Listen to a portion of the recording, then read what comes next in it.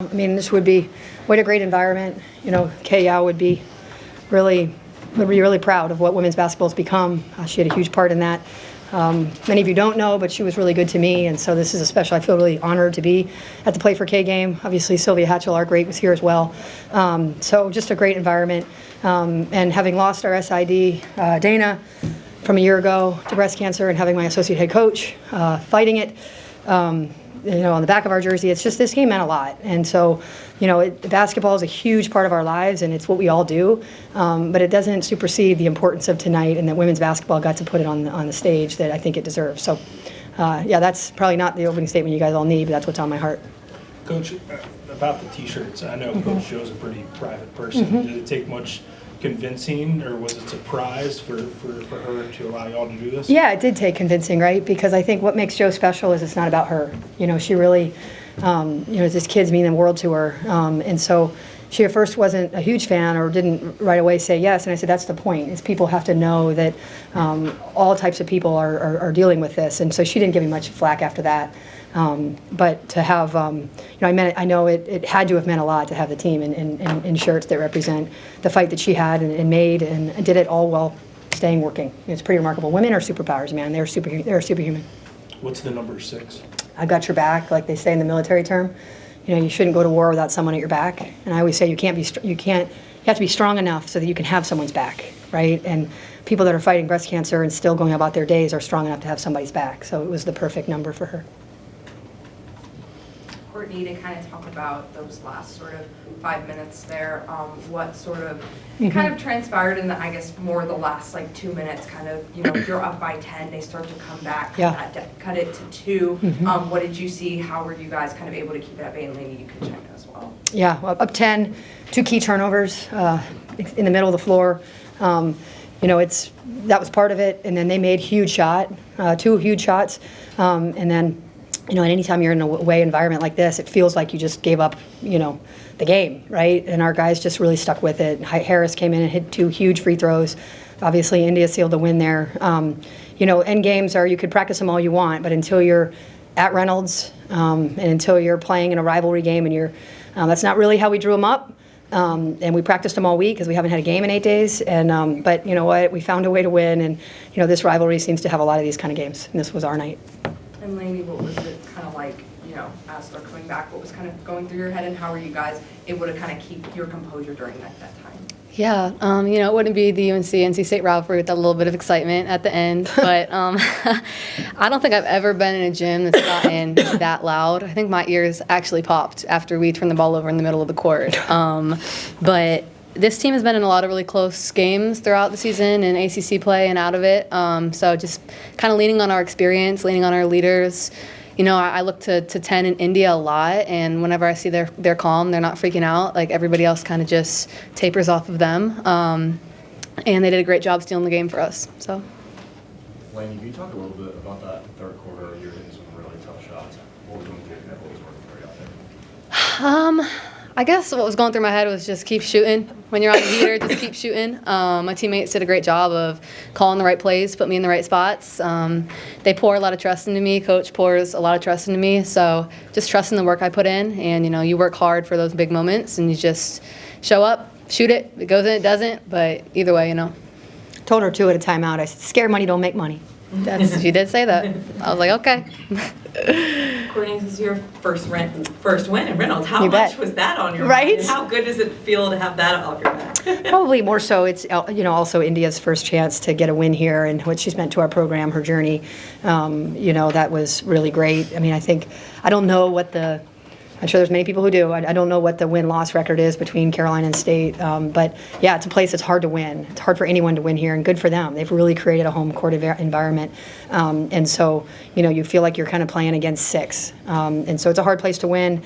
You know, I will say I've had my career, so it's not as much about me. I hate to say it. I don't remember a lot of the details of the win-loss and all that, but I'm just happy for our guys to get a win against a really good team in an environment that will prepare us for March, which is what we said. Like, this is going to feel like March, and that's where we're at now in the season. We've got to have games that feel like March, and this was kind of our first that really felt like March.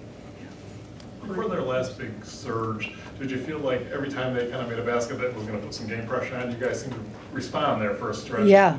That's when you guys made one. Yeah, it's a good point. Our team really showed some resolve, and when they put some game pressure on it, we were able to we had to keep switching up. I mean, they're so dangerous offensively, so we had to keep switching up our defenses. We went from our zone to our under coverage to our show to our switch. I mean, we just had to keep changing things to try to make things a little more difficult. And they out-rebounded us by, it felt like 1,000,000. I can't believe it's only 6. And so we also were kind of playing cat and mouse, trying to figure out what can we rebound out of. And but yeah, I think our guys just showed a lot of resolve. I think, Renaya stepped up, turned down a 3 in one possession, and then she hit the next 2, kind of reminding her again that scared money don't make money, right? And so that was big as well. So the game pressure was there for sure, and we finally showed some response to it, right? I mean, these are the 2 youngest teams in the league, and we play like it a lot, as do they.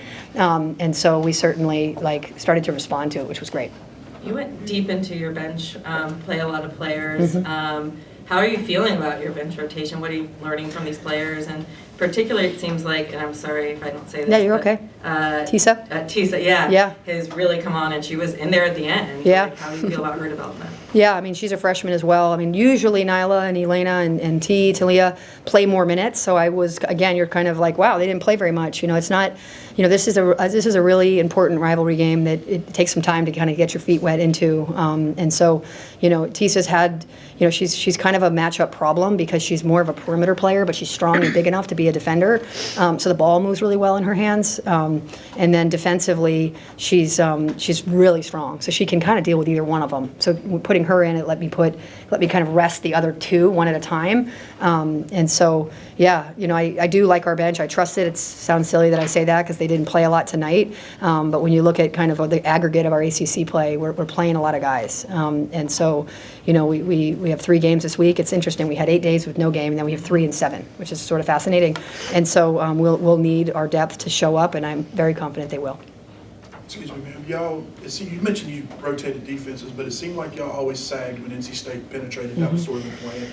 Do you feel like was effective in keeping the Wolfpack out of penetrating? They're just, 1v1, they're so hard to guard, right? And so it's probably more so that they're hard to guard 1v1, right? And so Lanie's going to do the best she can, and all of our guys are going to do the best they can. But we needed to put some secondary hands and gaps and things just to make it look more crowded. And so, yeah, you give something else up, but at least you're not giving up a straight line drive right through your chest, right? They're a really gifted 1v1 team. So if you let them play 1v1, it's going to be a long night. And it might be a long night if you don't let them play one-on-one too, right? But at least make them do one more thing. And that's kind of how we were able to pull this one out.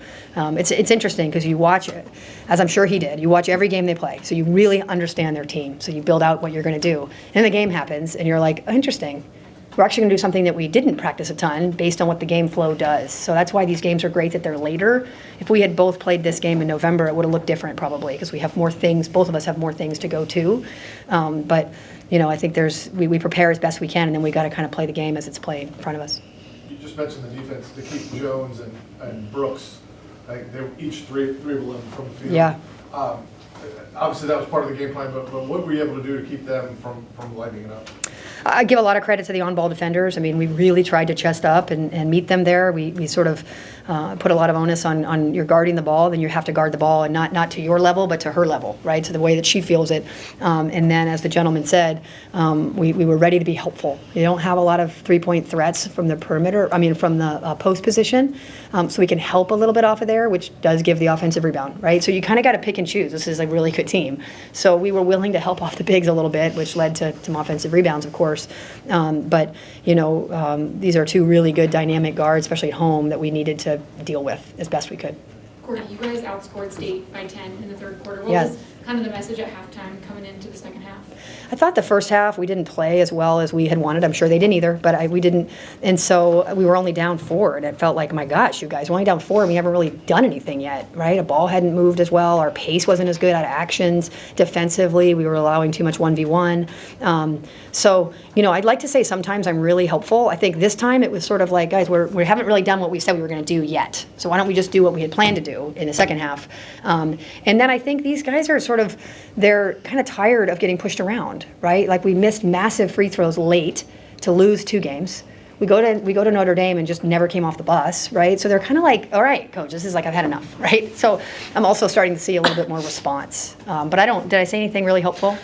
I don't remember. She's like, no. I mean, you said something, Fair. obviously it worked, but I think there was just the intent and purpose behind this game. It meant so much to us, echoing what Coach said, like who we were playing for, the purpose behind the game. Like there was never a moment where we knew that winning wasn't an option for us to do it for Coach Joe, especially just it means so much to her.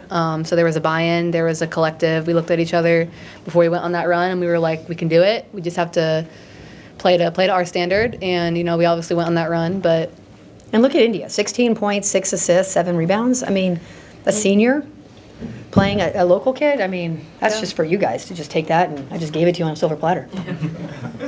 We'll have time for one more question. After that, the Stanford and the Notre Dame losses, Yeah. and you follow the top 25, and you've now 5 in a row, Yeah. I think, and you've got some really big games. I mean, there's a lot of opportunity left in this season. Oh, God, yeah. How did you turn things around, and do you feel that you can still kind of accomplish what you set out to accomplish? Yeah, the thing about college basketball, so we've had, 122 days together already, not including game days. It's so dumb how long our season is, right? And so it's like all that actually matters is March. It's fascinating. I spent all my life doing basketball, and then really it's 1 month that matters, right? And so we lost those games, and we knew there was more ahead. And I'll be honest, these guys were really kind of they were pushed back from it, and we had to we had gotten good because I was hard on them, harder than I've been on any team. And then I think I started to realize me being so hard on them, and then they lose, they're starting to only see their negatives. And I had to really do the opposite. I've kind of taken a full turn, and instead I'm kind of speaking confidence into them and reminding them that, Lanie, there's things you don't do well. Let's talk about the things you do well, right?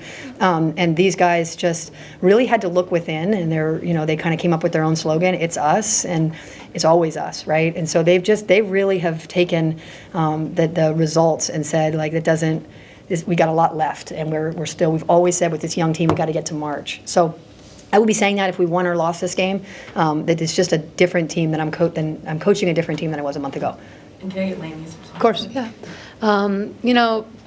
We obviously hit that point in the season where we dropped a couple games that we may not have wanted to drop. But it's part of the season. And like Coach said, like our one goal is March, and to prepare well in March and in the ACC tournament. So if you get so bogged down in the moment, sometimes it's hard to see what the actual goal is. And we did, we had a decision to make. Like, were we going to just kind of let the season go and all do our own things, or were we going to make a conscious effort to come together? And I think what really drove that decision was our love for each other and our love for this place and this program, and our seniors. India, Nyla, that's our 2 seniors, right? That's all we got, babe.